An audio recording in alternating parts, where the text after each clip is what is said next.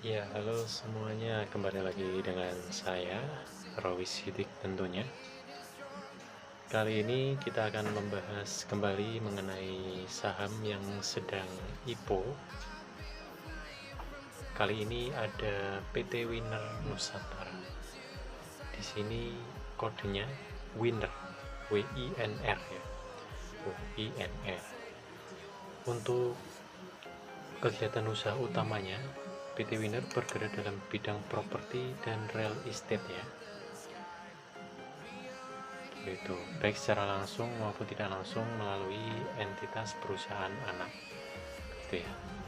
Oke, kemudian langsung untuk penjamin pelaksana emisi efeknya yaitu ada satu, yaitu PT Arta Sekuritas. Di sini kode brokernya kalau tidak salah NH ya. Kalau saya salah bisa dikoreksi ya teman-teman ya. Oke, kemudian langsung saja kita lanjut untuk penggunaan dananya. Buat apa sih dana yang sudah dilepas ke masyarakat? Nah, di sini ya ada beberapa rencana penggunaan dana. Itu yang pertama sekitar 100 miliar akan digunakan untuk 70 miliar untuk pembelian tanah potensial di kota Madya Batam dan sekitarnya dengan total 10 hektar ya. Terus kemudian 30 miliar rupiah untuk pembelian tanah potensial di Kabupaten Bogor ya. Jadi ini yang pertama memang untuk perluasan lahannya ya, ya masih wajar lah untuk perluasan usahanya. Terus yang kedua, di sini sisa dananya diperoleh akan digunakan modal kerja dengan rincian sebagai berikut. Modal kerja untuk perseroan sekitar 32% ya dari sisa dana. Yang kedua, modal kerja untuk PKG sekitar 18% ya. Yang ketiga, modal kerja GIA sekitar 18%. Untuk biaya pematangan lahan telah dimiliki berlokasi di Batam ya, masih untuk modal kerja. Terus yang selanjutnya nomor 4, modal kerja untuk KPI sekitar 16% yang dimiliki oleh KPI yang berlokasi di Batam. Untuk yang selanjutnya untuk WNI sekitar 16% dari sisa dana tersebut digunakan untuk biaya konstruksi. Jadi semua dana akan dialokasikan untuk pelebaran usaha teman-teman ya, untuk penyebaran bisnis, memperluas bisnisnya, memperbesar bisnis. Jadi tidak ada yang untuk bayar utang begitu ya. Secara tidak langsung untuk pembahasan di sini dananya masih positif lah untuk penggunaan dananya. Oke, gitu ya teman-teman. Untuk selanjutnya untuk pembagian dividen, ada gak sih nantinya laba ya yang akan dialokasikan untuk dividen?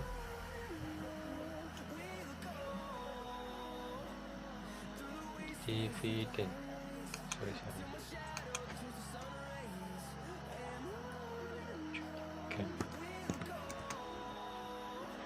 Bagian faktor antara lain sebagainya.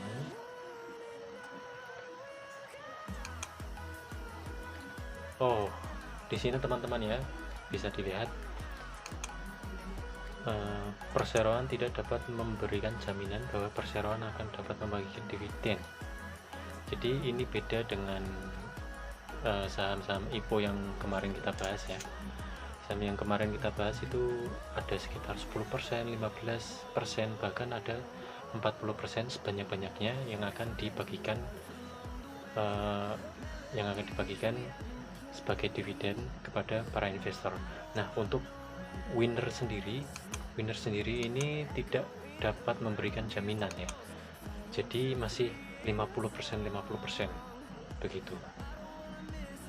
Jadi kalau IPO kemarin yang kita bahas bisa menjaminkan sebanyak-banyaknya ada yang 10, 15 sampai 40. Kalau di sini tidak ada jaminan teman-teman ya, bisa juga ngasih, bisa juga tidak gitu. Itu oke teman-teman, kita lanjut untuk warannya. Kita di sini ada warannya enggak sih?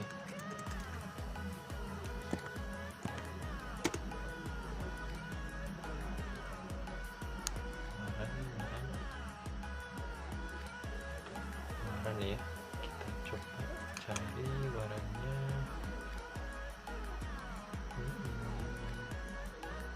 Oke. Oh, di sini ya. Jadi warannya di sini winner ada. Kita dapat warannya, yaitu berapa besar warannya, berapa banyak, yaitu 15 banding 13 waran ya. Jadi kalau misal kita membeli, kita dapat jatah, misalnya kita dapat jatah ibu winnernya sebesar 15 lot ya, kemudian kita akan dikasih waran 13 gratis begitu ya. Jadi berlaku kelipatan, misal kita dapatnya 30, kita dapatnya 26, seperti itu ya teman-teman ya.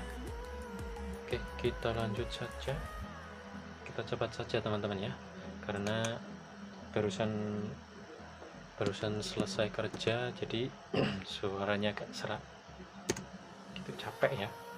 Oke, kita lanjut untuk laporan laba ruginya. Laporan laba rugi dilihat dari 2018 sampai 2021 ya.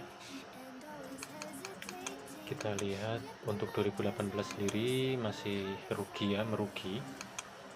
Tapi kemudian 2019 sudah mulai labanya, sudah mulai profit ya, sudah mulai untung. Kemudian 2020 ini juga meningkat ya, walaupun 2020 yang 8 bulan di sini ya, ini menurun dibanding sebelumnya. Tapi kemudian di 2021 ini mengalami peningkatan yang cukup signifikan teman-teman ya. Di sini bisa dilihat lagi, ini merugi, ini mulai untung, meningkat, menurun sedikit, langsung meningkat signifikan untuk labanya. Gitu ya teman-teman ya. Oke, kita lanjut ke pemegang sahamnya. Siapa saja pemegang sahamnya dan berapa sih yang akan dilepas kepada masyarakat umum. Oke, di sini ya teman-teman ya, masyarakat. Nah, di sini masyarakat ya.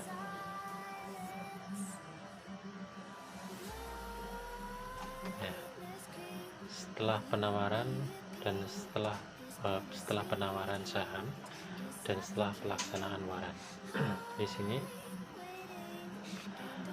sini menurun ya. Kalau dilihat dari sebelum pelaksanaan waran, jika dilihat dari setelah penawaran umum sebelum pelaksanaan waran 28,652%. Kemudian setelah penawaran waran, pelaksanaan waran, ini menurun ya, di angka 22,935%. Berarti untuk warannya sendiri bisa dialokasikan hanya 19,892%. Jadi meskipun di sini bisa-bisa, kalau boleh dijumlah ya, saham sendiri sama waran bisa ditotal ini 41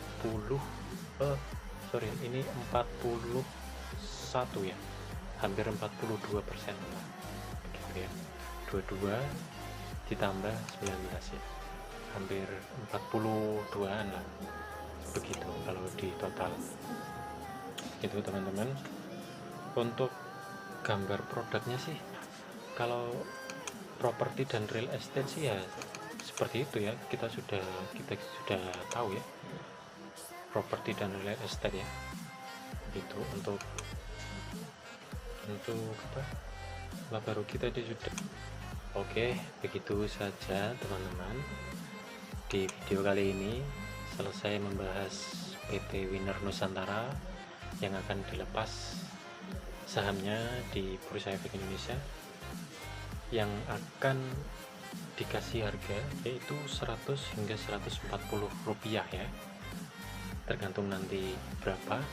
Dan teman-teman bila mau pesan atau mau ini ya, mau masuk ke PT Winner, bisa dikulik lebih dalam lagi,